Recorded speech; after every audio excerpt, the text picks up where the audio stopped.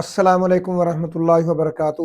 میں ہوں دادا ہومیوپیتھ ڈاکٹر محمد صدیق، اشال ہومیوپیتھک کلینک اکاڑا سے۔ آج کی ہماری جو ہومیوپیتھک ریمیڈی ہے وہ ہے برائٹا آیوڈیٹم۔ الحمدللہ کمال کی ہومیوپیتھک ریمیڈی ہے۔ سب سے پہلے اس میں تمام ایسے مریض جو موٹے ہیں، موٹاپے کا شکار ہیں، لہذا موٹاپے کی وجہ سے ان کے جسم کے اندر جو بھی علامت ہو، آپ برائٹا آیوڈیٹم دیں گے تو انشاءاللہ وہ مریض اللہ کے حکم سے شفا یاب ہوگا۔ اور دوسرے نمبر پر یہ خون کے اجزاء کو بناتی ہے، یعنی کہ یہ سرکولیٹری سسٹم پر بھی کام کرتی ہے، اور ایسی گلٹیاں جو لمف نوڈز یا اس کے علاوہ جسم کے اندر کوئی ایسے پلپس وغیرہ بن گئے ہیں، سسٹس بن گئی ہیں، تو لہذا یہ لمفیٹک سسٹم پر بھی کام کرتی ہے۔ ایسی مشہور اور اہم ترین دعا ہے کہ جو بلڈ سرکولیٹری سسٹم پر بھی کام کرتی ہے، لمفیٹک سسٹم پر بھی کام کرتی ہے، مریض کی وائٹل فورس کو پروموٹ کرتی ہے، اور بلڈ اجزاء R B C, W B C, platelets ان کی تعداد میں بھی اضافہ کرتی ہے۔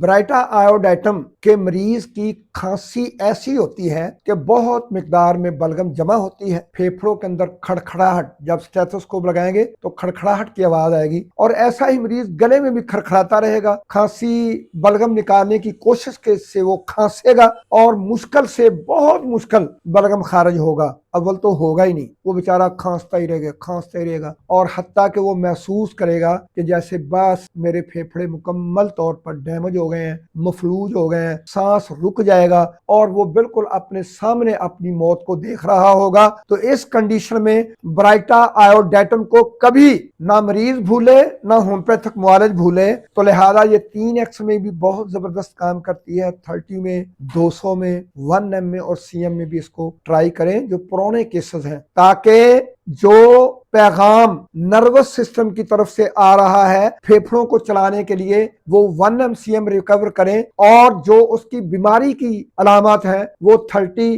اور 30 سے نیچے اور 200 جو ہیں وہ بنی ہوئی بلغم کو نکال کر پھیپھڑوں کو صاف کریں۔